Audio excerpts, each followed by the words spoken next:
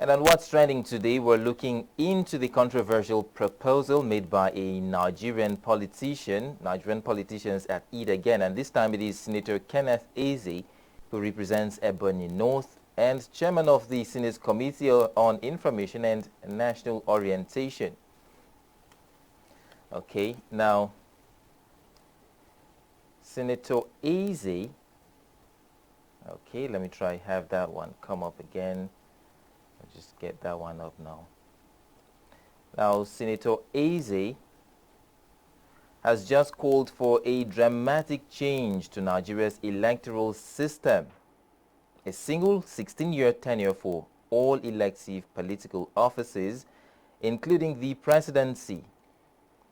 Now, what's his argument? He thinks that the current 4-year term with re-election is too short and too disruptive. Now, leaders spend most of their time campaigning instead of governing.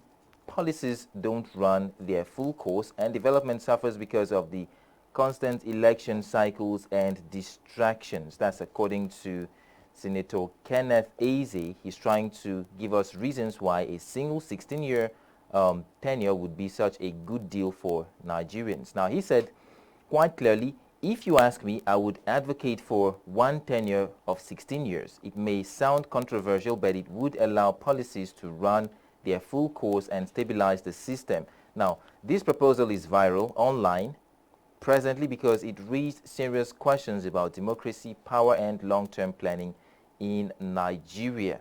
Now, Senator Kenneth's proposal sure raises some salient questions about our political system.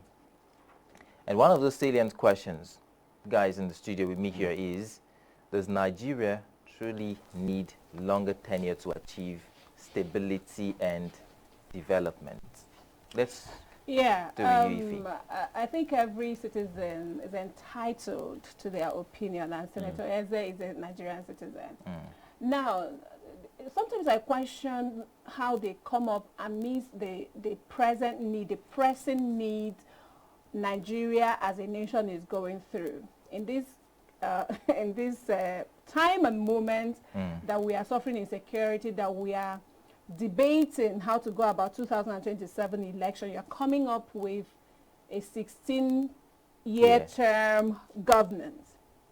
Although he said that he's just suggesting, but looking at it from the good side, I always want to start with the good side. Yeah, he made mention of cutting costs. He made mention of historical debate. He made mention of a whole lot of things. Continuation of policies. Continuity. Awesome. But let us review the 8th year that we already have. What happened to the continuity? How accountable have the leaders been in this 4-year term? Because if you tell somebody that this thing is tasty, you have to give an example. If I say, oh, this thing is so sweet, I say, oh, the next thing is, what does it taste like? Orange, pineapple. The ones that we have. What have we done with it? What have we done with it? People are even, stretching that. Can we cut the 8 years back to 4 years, please? Let us understand. I know that whatever that we're talking about has pros and cons. But 16 years, come on. From what angle? Do you even pay attention to what Nigerians are going through? Do you pay attention to what the nation is experiencing at the moment? And you made that suggestion. That's I will call it insensitivity again. Okay, now please. Okay, yeah, go ahead. I just want to quickly react to before you ask me. Before he owns his own question. 8 years, or should I say 4 years, and when you re-elected 8 years to 16 years at a stretch, you've been able to, break down some very critical things. Now, well, if we want to do a 16 years, we know that it's going to take another reform in that section of the Constitution, and we know how long it takes for senators to finally come to a conclusion. When you look at the long-term benefits of 16 years, it's going to be good if we have a leader or leaders that are there to lead. Listen, it's not about 4 years. it's not about 8 years. It's not about 10 years. It's not even about. It's not even about 16 years. It's about leadership. It's about leadership. I agree absolutely. Now, everything in life rises and falls on leadership. If you can't lead your home as a father, and you're given a public office, you will fail. Woefully. Woefully. So if you can't manage 4 years, if you can't utilize 4 years, you will spoil it with 8 years. You're going to take the country backwards. There are some state governors that have come into power. I mean, Governor Alex Oti. It's just how many years? In 2 years. 2 years. Result. And he has compressed the whole administration of Senator Uzo Kalu and as well as Ikpeazu. Do you understand? Now, talking about Uzo Kalu, by the way, he at one time he had been a proponent of a long stretch of political office tenure as well too. Now, I think in the last election, in the lead up to it, he also proposed not 16, but in his own submission, 12 years. What's the difference? It's 12 and 16. No, it doesn't matter. Like you guys have rightly pointed out, it doesn't matter how long you stay in office. It's about your motive, your intention. It's about your motive. How patriotic are you? How led are you with, or rather by the things you have set your mind or have declared to achieve? Okay. Yeah. But you know, I also think that I want to support the 16 years tenure, because now that is if certain things are in place. In place. If it's 16 years, you are there 16 years, then there should be certain conditions. In 8 years, they should be able to see measurable progress. If you're not able to achieve, the Senate moves for an impeachment. You're out. I would rather we don't even have that at all. Because I was actually paying attention to, or not paying attention, comparing with what is going on in other African countries who have leaders who have been eternally there because it's Paul not. Biya. Do you understand? Did Senator Eze consider the authoritarianism of these leaders, taking, whether you like it or not, even when it's becoming a national disgrace, they are still there. So he shouldn't even, for me, he shouldn't even bring up this conversation. It's not timely as far as I'm concerned. There are things. How do we now question? How do the citizens come in when, do you know, a 16-year-old is just 2 years away from being an adult? That's a very long stretch. Yes. And by the way, even if we say, okay, let's do it because we have started seeing a progression or a succession of very good leaders. Of course. There is no guarantee that these good leaders will perpetuate to eternity.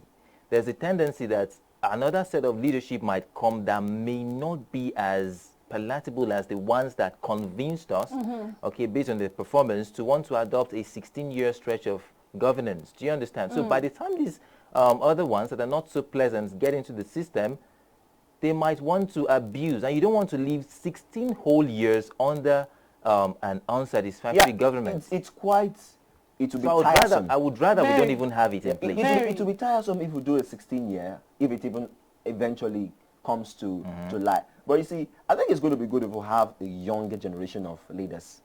When we now start, just like we talked about what former President Jonathan said. It's going to be good if we have a younger generation. Let's say, for instance, someone is coming into power as a president and is 50 years of age.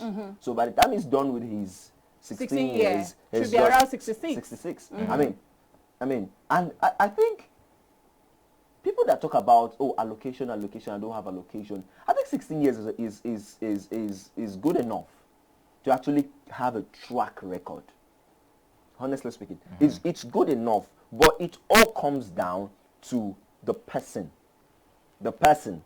If the person coming there is not a person of character, it's not a person that is prudent in management of funds. It's not a person that is able to galvanize the whole. I mean, take for instance, what if we had President Bola Tinubu as our president for 16 years, and Nigeria is actually in fighting insecurity for 16 years. Imagine the pain.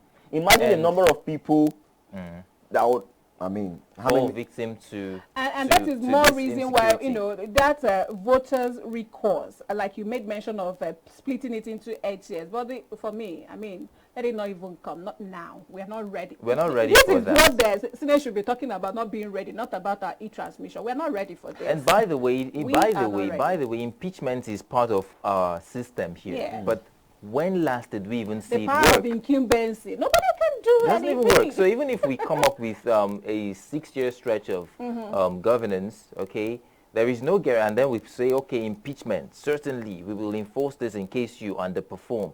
There is no guarantee that that is even still going to hold. Okay, so the bottom line is Africa is not ready for that. Nigeria specifically is not ready for that. So let's just even take it out. By the way, Benin Republic has that. Benin Republic has that system. A 12-year tenure. Okay, but then see what happened. It was because Patrick Talon came in. He actually did it. Yes. He did it because, and that was actually what caused the problem. Certainly. Because they were not happy. They wanted him out. They felt like he wasn't doing a great deal as a president. So they wanted him out of power. So it's natural to actually think that, oh, if someone is not doing well, let's get him out. I want to reference the governor of Niger State, Umar Bago. He said, look, let it be 4 years. And this was his position. He said, I spent my first 4 years thinking of the next 4 years because I don't want to step on toes. I don't want to make people angry.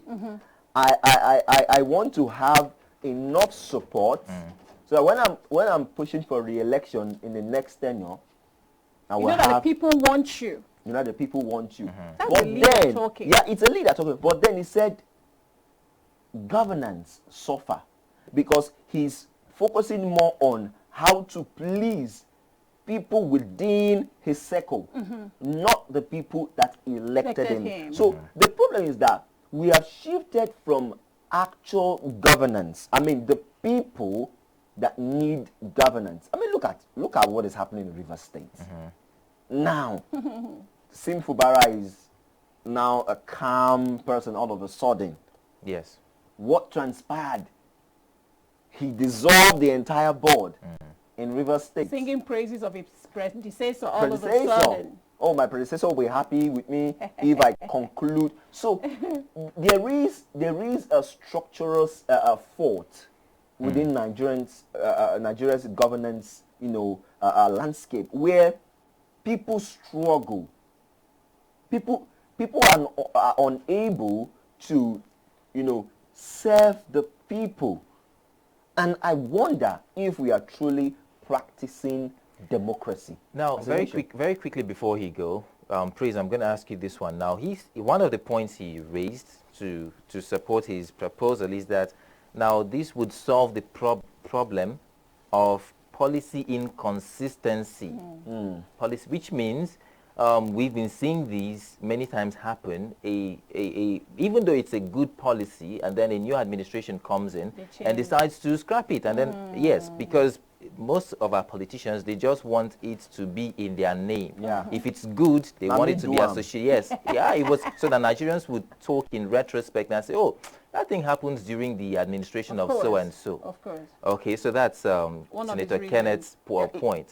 So, but then does that even make sense? Is that even supposed to be happening? Is that even supposed to be a concern for us to want to? Yes, it makes sense. Okay. Every administration, they have 3-point agenda, 7-point agenda, 14, whatever, even though it's 100-point agenda, whatever. It's about policy. For instance, President Bola Tinubu came in and said, renewed hope agenda, reform. Let's reform the economy. We come to Delta State, for instance. The governor just won an award last week, and it all comes down to his more agenda. Very true. You go to Imo State, another governor that won an award, the same thing. So policy drives every government. There's no one that will come into office, even as a mayor, let's say head of news department. He must have a vision. He must have something. By the way, it's not mayor. Apologies. He must have a vision. You must have something that you want to do. That is so. But you see, there is a disconnect where you come in as president and you want to do your own thing. With your own people. With your own people. People that you believe helped you, come into power. Yeah. And then you forget that the previous administration actually had a policy. And mind you, Samson and Ifoma, do you know that no matter how much we criticize the administration of President Bola Tinubu, no matter how much we criticize the administration of late Muhammadu Buhari, no matter how we criticize the administration of former President Goodluck Jonathan, and even Omar Musa Yar'Adua and Obasanjo, do you know that there is something good about the administration? It's not totally. They cannot totally be. Yeah, they cannot totally be bad. And you know that's where the problem is, because both the good and the bad, they shift it away. Yeah, and they now bring up fresh things. And you know what it costs? Yeah. More money You spent. know what Praise is saying time can be seen, obviously, in, let us take it even down to the state government. When somebody comes and this road has been awarded, maybe it's not completed, instead of you to start from where the person your stopped. You want to scrap it up, you want to start all over. And that is, I was going through the reaction of Nigerians in X concerning this story. One, Chima Koche, he said something. He said, it's a clear sign of APC's desire to perpetuate power, labeling it part of a criminal structure of looting. Do you know why comments like this come up? Because the ones you have at hand, the years you have at hand, You've not done anything. You have not done anything. You have not shown us that this is an idea. Let us get a glimpse of what it's going to look like. Let the citizens be the ones to suggest longer tenure. Yes. Because, I mean, when the sleep is sweet, you tend to start snoring, right? So let the citizens, okay, people like this, I think our governance has changed. We are getting good leaders. Can we extend it so that at least by the time this good leader is done with 16 years, even if we get another bad leader, at least we can still be, wallowing in the euphoria of the previous government, just like we are referring to our previous governments and all that. Not just in this, we are seeing what you people are doing now, the government, and you are suggesting 16 years. Okay, so in essence, they've not earned it yet. No, we are not. Nigeria is not ready. I like that statement with this electoral act. Yes. Nigeria is not ready.